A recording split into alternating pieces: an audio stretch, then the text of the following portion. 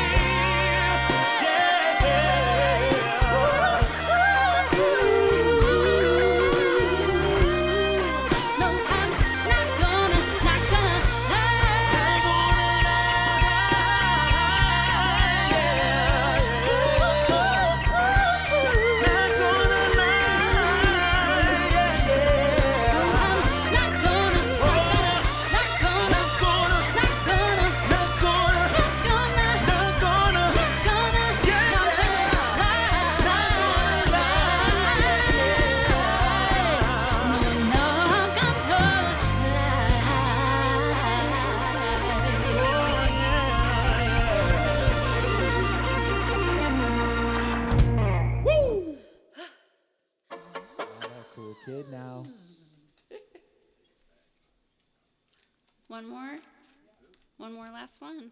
I'm just calling it because I feel it. Mm-hmm. Gross.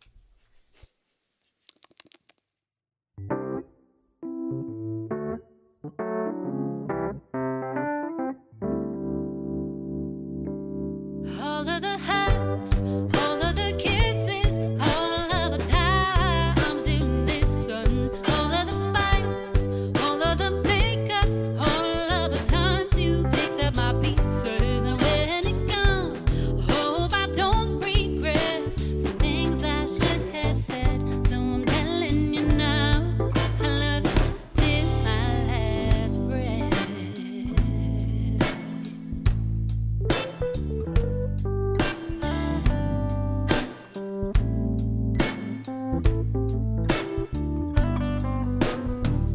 I'm not ready to let go, but I see you're in pain. Can't see my life without you, and it just won't be the same. Feel selfish to hold on when you're ready to let go. But who am I without you? If you go, so does part of my soul. You've already given the best of yourself, and there's not much left. So when it's time to close your eyes, please know I won't forget.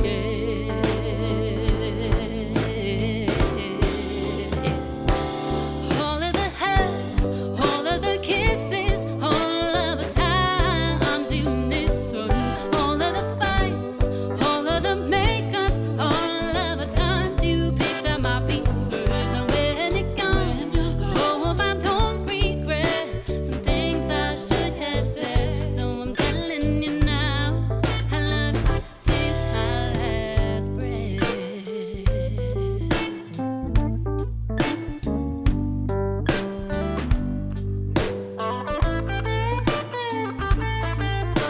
To the verse.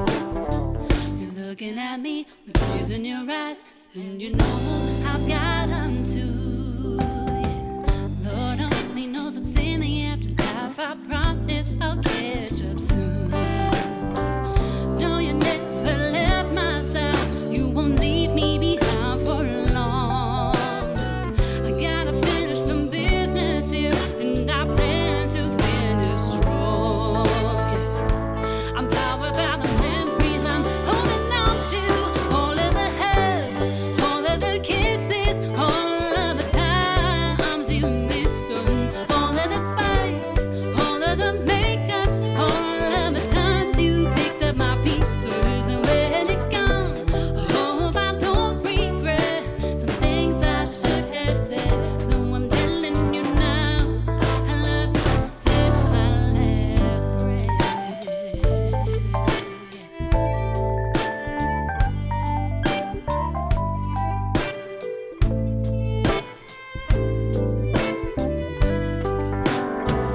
I need to know your secret behind your loyalty. Yeah. You've never been perfect, but you never stop giving. All of the hugs, all of the kisses, all of the times you listen, all of the fights, all of the makeups, all of the times you picked up my pieces. And when you're gone, hope I don't regret some things I should have said. So I'm telling you now, I love you till my last breath. Yeah.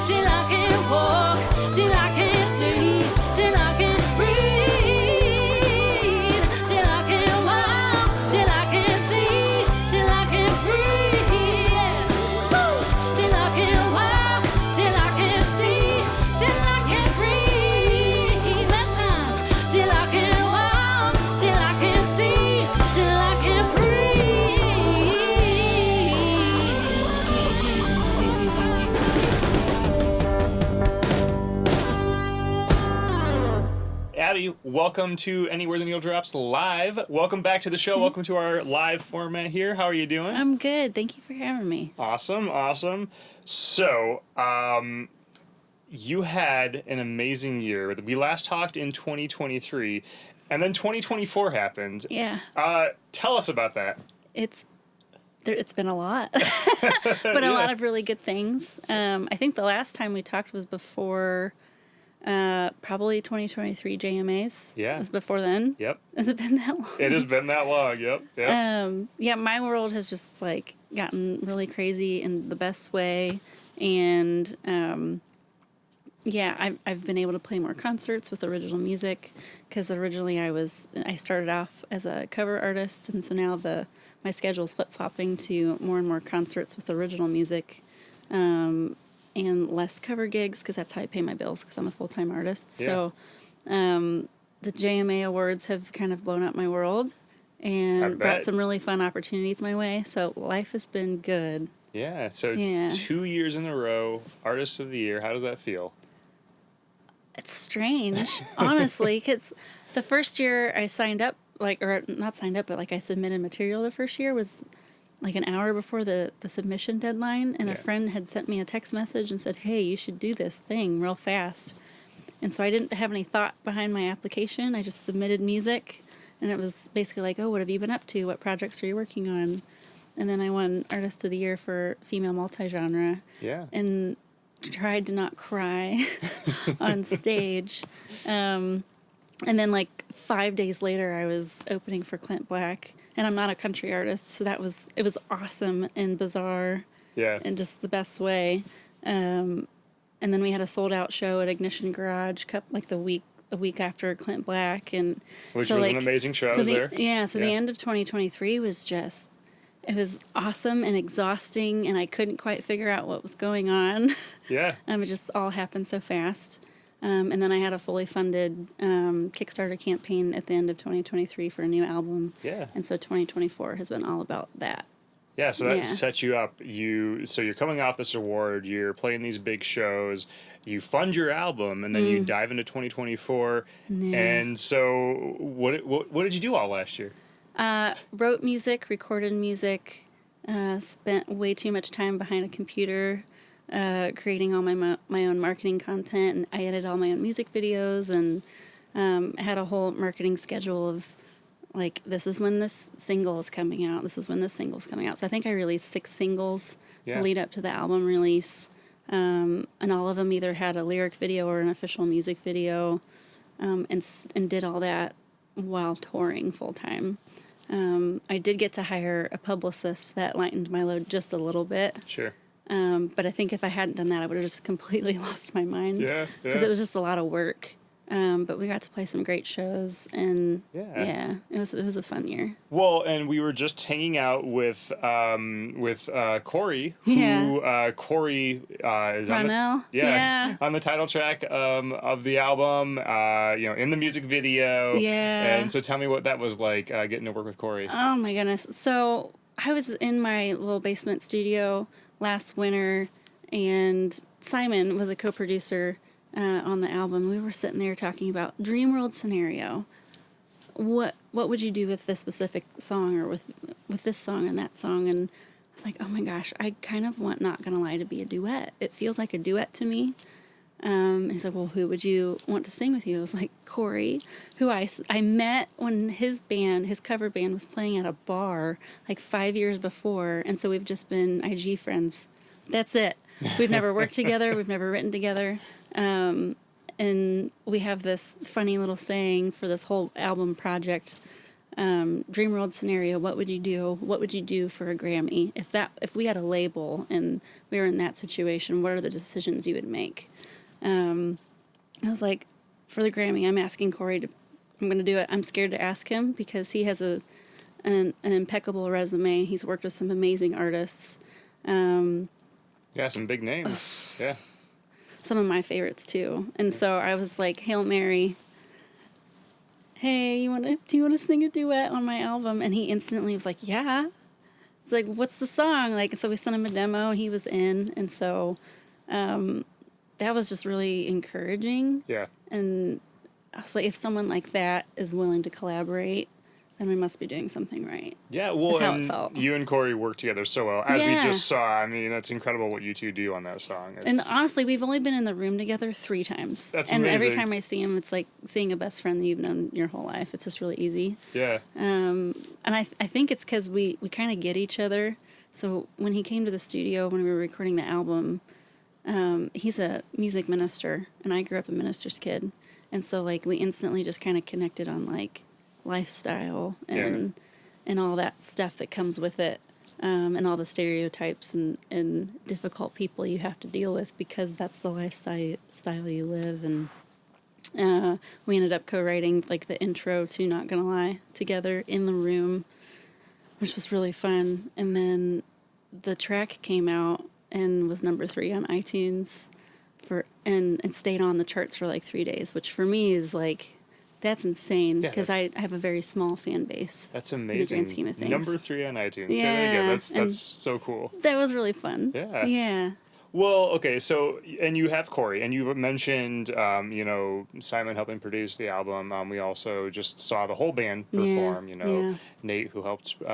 And Nate was like, I would say, like the lead producer on the album. Yeah. Well, so you seem to have this knack for bringing very talented musicians into your circle, almost to the point where, from watching from the outside, it looks like you're just like eyeing all the great bands in the area, and you're like, I'm gonna take that person, I'm gonna take that person, I'm gonna take that person. So how true is that? How do you pick and choose the crazy hearts? Honestly, it kind of does look like that, but it wasn't. So it's kind of a long story. So Caitlin and I met at an open mic in my first 6 months of playing live in front of people. I hadn't even been paid to play a gig yet. I think it was 2019. And she recommended me to go try out for this Acorn Singer-Songwriter contest, and that turned out really well. And then I needed a violin player for an album that I was self-producing and putting out.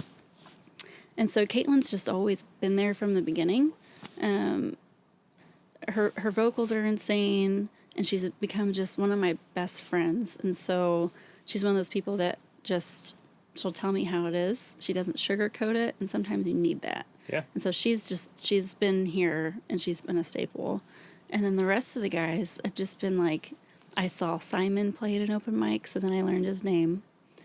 And I saw him play guitar. I didn't know he played piano. And he is classically trained on piano. We don't even let him play guitar anymore. Yeah. That's how funny it is. And I've seen him walk into a room full of pianos, and he's at home. Yeah. He turns into a different person like, instantly. But I saw him play at an open mic, and so he was on my radar. And then I went to a rehearsal with the Elkhart County Symphony Orchestra, and he was playing with them, and he introduced himself backstage. And I asked him if he would give me music theory lessons because I was gearing up to write for a symphony, and I can't read music. So I needed to learn the basics to be able to use software. And so I asked him to give me music theory lessons with the intention of, if he was a good person, in addition to being a good musician, asking if he would be in my band. So you were always secretly aiming toward that. Oh, yeah. And then he recommended Isaac, and Isaac came to a rehearsal, and it was just an easy fit. Yeah. Isaac's just super easygoing. He's so talented and eager to learn because he's the youngest one in the group. And I watched Nate and Simon just be like, hey, Isaac, try this instead. And he just instantly does it. And he's like, oh, I get it. And then he's got a new skill in his bag. And it's just the coolest thing to watch. And Simon also brought Nate in, kind of. So Nate helped save an EP that I'm trying to think what year it was. Oh, maybe 2022. I was putting together an EP and had all my files lost by a different engineer halfway through the project. And I sent Nate an email just because I had heard his name through the grapevine. Sure, yeah. And I was like, can you help me?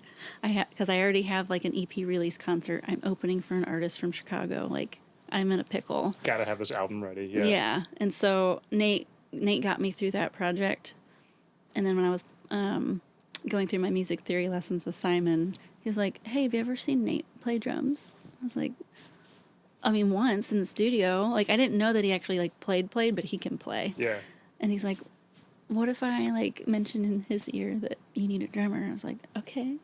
And then on the other side, he was like planting a seed with Nate, like, hey, would you ever want to be in Abbie's band? Little matchmaking. And then we all going got on. in a room and it worked. And then we added Ruff this year. Yeah. So Ruff, I hired him to play, I think it ended up being on 5 or 6 songs on the album. Never was in the room with him. We sent him files with just like 1 or 2 lines of notes. Everything he sent back, the first take we took. And then I started asking around to see if he was also a good person. And no one had anything bad to say about him. It's like, it's almost like dating. You're like, Oh, yeah, dropping 100%. little hints and like, you think they like me? Yeah. And I have trust issues.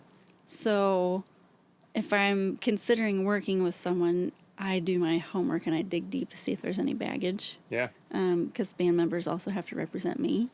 And so if there's any potential that they're going to drop the ball behind the scenes, I don't even ask. Yeah. Yeah, I'd rather have a good human before a good musician. Well, and I think the fact that you're all good humans and that you're all kind of on the same wavelength, that translates into the music. I mean, you see how you are all on stage together. You see how, you know, they were in that room just now. It's and fun. Yeah, It's so there's much magic fun. happening there. And Yeah. again, all of these people are in other musical projects in the area, some of the best bands in the region. Yeah. And there's something special that happens when they're all together in one room as the Crazy Hearts and Yeah. with you at the lead. So Yeah. wow, okay, so you had this amazing 2024. You made the album. Yeah. You go out and tour with it, and then you go back to the Josie Awards and you win again. Yeah, which Yeah. is nuts because it's based off of the year before. Yeah. So I was like, I had only put out, I put out a live EP early last year, and it was from the Ignition show. So Yeah. it was just live from Ignition Garage with the Crazy Hearts. Because anything I put out solo, that's like studio work. It's like it's Abbie Thomas. I'm a solo artist, and then I hire session musicians. But the Crazy Hearts are like the live band, and so I submitted our live EP to the Josies, and it got nominated for EP of the year. Yeah. And we didn't win, but they all got to go down with me. Yeah. And so when I won for Artist of the Year again, I pulled all the band up with me because it just didn't feel right. Yeah, that was a great Yeah. moment. I got to see that. It was Yeah, awesome. it was fun. Yeah. It was awesome because it turned out, because I said all their names on stage and everything, and Nate is an engineer full time. He ended up booking an engineering job out of being on stage at the That's Opry. amazing, yeah. He Yep. sent me a text. He's like, I just got hired to produce this guy's album for 2025. Thank you for dragging me up on stage. I was like, of course. There you go. Yeah, because he's just, Nate, I mean, the whole band's great, but Nate especially he's taught me probably the most out of anybody that I've ever worked with. Yeah. In such a short amount of time.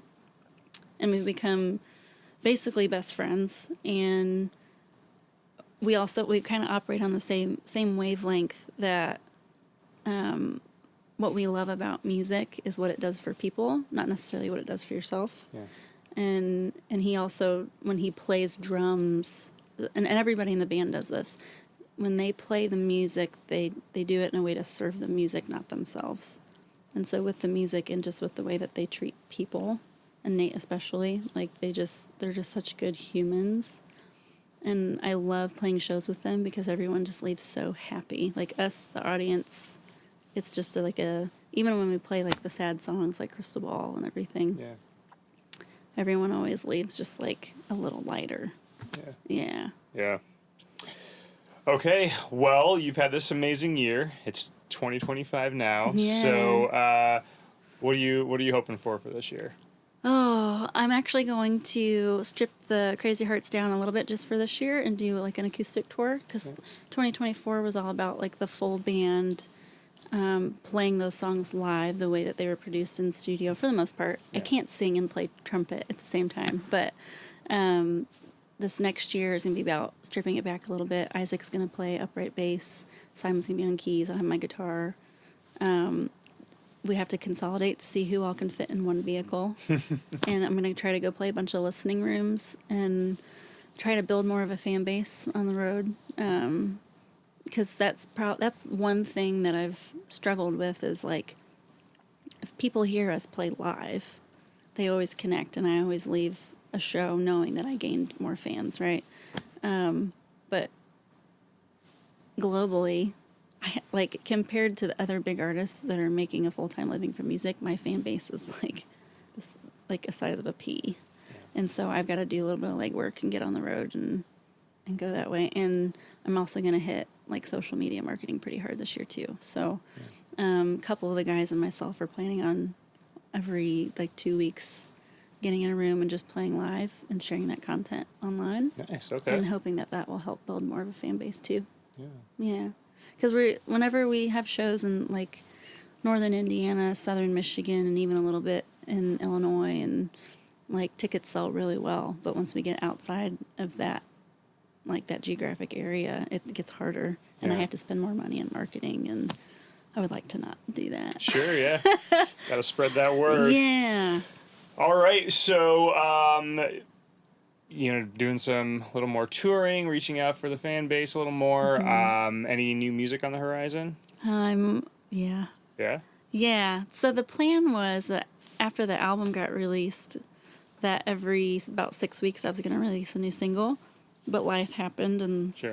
had a couple big things pop up that just was like consumed my life personally, and so those songs that were slated to get released, I'm going to start releasing them hopefully in the next couple months, and then the songs that were on track to be on the album and got cut, we're going to finish them and release them as singles throughout 2025. Excellent. Yeah, all right. we started off with about 26 and had to narrow it down to 15. So there's a lot of music, and then I'm actively Practically a whole other album, right? Yeah, and I'm actively writing all the time, so I've always got new material. So if anything beats what we skipped over, then Sure. something else will get kicked to the curb. But yeah, new music.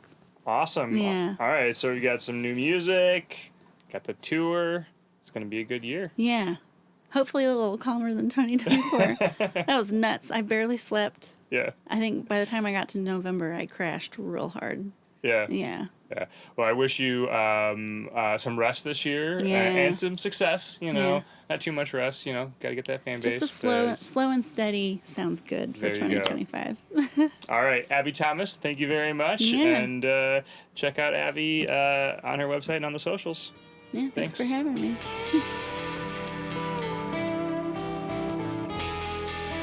You have been listening to Anywhere the Needle Drops from Red Chuck Productions. Keep up on new episodes of this show, our live events and various creations and other happenings over at redchuckproductions.com or by following us on social media at Red Chuck Productions. Special thanks to Hero Jr. for our theme music. You can check them out over at herojuniormusic.com. That is Hero, Hero, Junior, JR, music.com. A big shout out to Paul Clemson and Theory One Productions for handling sound duties and so much more. Check out their magic over at theory1productions.com. And a big thank you to Earthworks Audio for outfitting the Red Chuck Studio.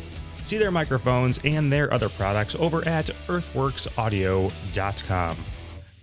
Be sure to support all of our guests by visiting their websites, social media, clicking that subscribe button, seeing them live, and checking out their merch stores.